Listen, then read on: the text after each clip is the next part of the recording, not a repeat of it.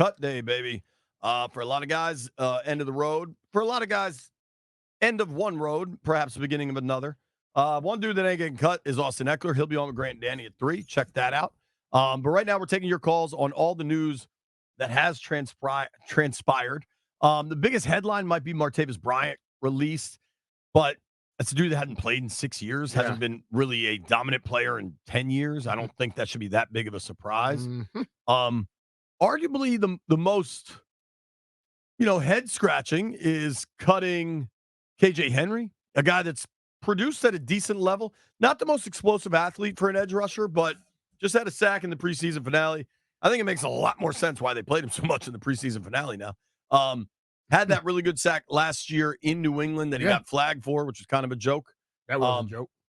What do the folks think? 800-636-1067. Do you like the cuts? Are you mad about it? Let's start with Jake in Woodbridge. What up, Jake?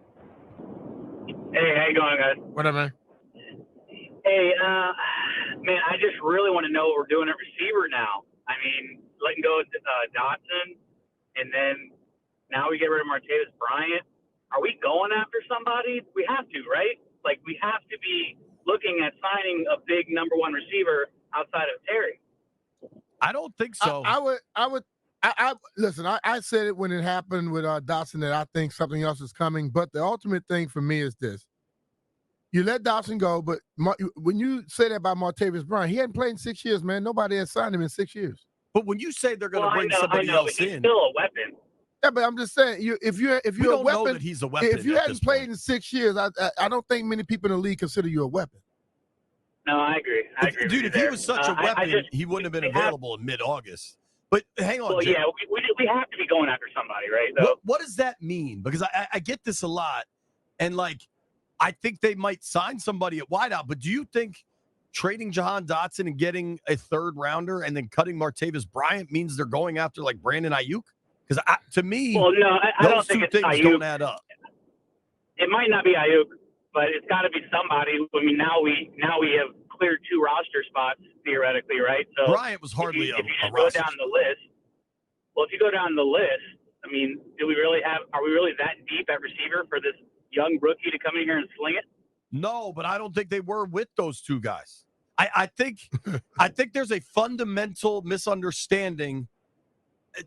Let me be crystal clear. The players that will line up on the field week 1 in Tampa are going to risk life and limb to win that game. The coaching staff that will travel and stand on that sideline against the Tampa Bay Bucs in week 1, all they want, the most important thing in their life that day will be to win that ball game. Mm-hmm.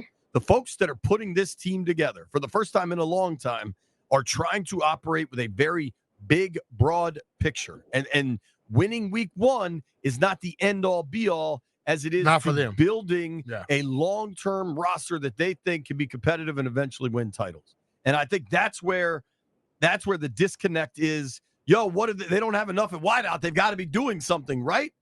I don't know that they're doing something. It could be a setup for next year. You never know. But I just think the fact that we all question what they have right now, I just think that there's still another move to come. Yeah, I do agree with you. I think there's a move coming. But what does that mean? Like there is. Like they're going to sign. I think they're going to sign a wideout. It means that they're going to try and do something else. Just like a lot of people aren't satisfied with what they have. I'm sure they're not 100% satisfied. Yeah, they're building for the long haul, but they damn sure going to try to compete in the time being. So when I saw Jahan leave, I said it then. I said it got to be something else coming. Kadarius Toney just got released by Kansas City. Nothing to do with Martavis Bryant, because I'm like, dude, hadn't played 6 years. Nobody was signing him. I'm not even worried about that. But I think people make a jump too far. That is like, okay, they traded Jahan. Now the Ayuk thing is going to happen. But see, I never said anything about Ayuk. I said I think there's another plan, another move coming, and I don't know if it's Ayuk or anybody else. But even if they go out and get a guy that's not even established, that has a little bit more experience, it's another move. I don't listen.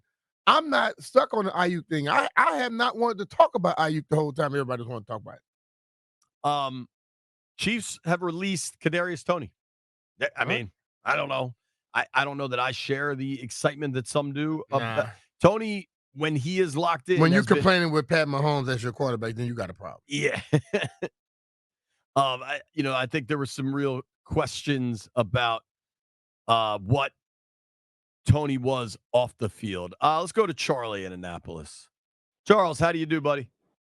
I'm good. Thanks for taking my call. This team has been a perennial loser for so long. I know that Adam Peters is in a difficult situation, and he's got to make some decisions to get it down to what he thinks is the best 53 players. I don't care what moves he's making as long as he's doing what's in the long-term interest of the team. So, I support any decision that, he does in terms of the players that he cuts. I mean, obviously, as a member of the fan base, some of us get attached to players that have been with the team for a few years, but it's led to nothing but losing. So you got to do what you got to do to get better, All right. Thanks for the call, dude. 800-636. Kind of lean with it, brother. 800-636-1067. We're reacting as cut day continues to unfold. I'm going to channel my inner Doc Walker here. They were 4-13. Nobody is. That's the ultimate truly thing. Untouchable. Like that guy is so right where he said we get so attached to people, and I'm like, yeah, you can get attached, but like I've said every year, I want to win. When you go places, you don't like people always talking about how bad your team was. You want to win, and sometimes you got to make some drastic changes to get there. How much of the KJ Henry decision, Brian, do you think is we're getting rid of Ron's guys? I don't think they even think like that. I think they're going with guys that fit what they want to do, and like because there's other Ron guys that they if they come in, if you can play, you can play. That's the main thing. And if you don't fit our bill, you don't fit our mindset, then hey, we let you go. But I think KJ Henry does he do more than just play that pass rush? Can he be a special teams player? I mean, he has been, but I don't know. He's gone. Whatever it is. I'm just saying. So it's like, I mean, I think like we get to a point where we say, yeah, I remember when Adam Peters was hired, we all said this is the number one guy. Boom, boom, boom. Now every time he makes a move, we all complain it. I know I'm not the guy who can put the team together. But the ultimate thing is if that was the guy and they don't fit what he and Dan thinks, you gotta make a move and go forward. And then you go back to what Doc said. We're 4-13 last year. Another Ron Rivera cut. Another Ron Rivera draft pick cut. Standing says they're releasing Chris Rodriguez, running back. If you watched at all the preseason, and frankly, if you were at practice, and I know a lot of fans got to watch a lot of practice, they clearly were out on Chris Rodriguez. Damn near immediately. I wonder if he gets claimed, but he's gone. He may not, but like for me, I like when you say the team is out, sometimes the player makes the team get out. Sure. The effort and all that, you got to have that with you. You know, it's like this thing is not given. And if you're not out there giving everything you got, you get what you get. Sure. I think it'd be just remarkable if guys were confident in what they had. If you are in hell, I mean, even the first round picks, like when there is a complete changeover from the top down, nobody should be confident, comfortable, any of those things. But when there's a complete turnover, you come into camp the next year and they're like, who the hell is this guy? You know what I'm saying? You don't come like with taking a step back.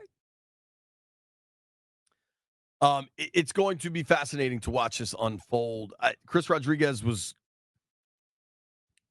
one of the most stark, wow, they're done with this guy things I think we've seen. I mean, even in the third preseason game, let me see if I still have that box score open. Rodriguez in the third preseason game, this is all you need to know. Wiley got 7 carries. McNichols got 5 carries. Austin Jones got 8 carries. Kaz Allen got 2 carries. C-Rod got 1. And it wasn't because they liked him so much.